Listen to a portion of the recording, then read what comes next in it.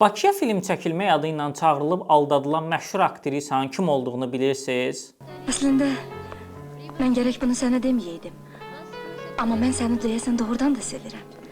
Özü də deyəsən lap ciddi.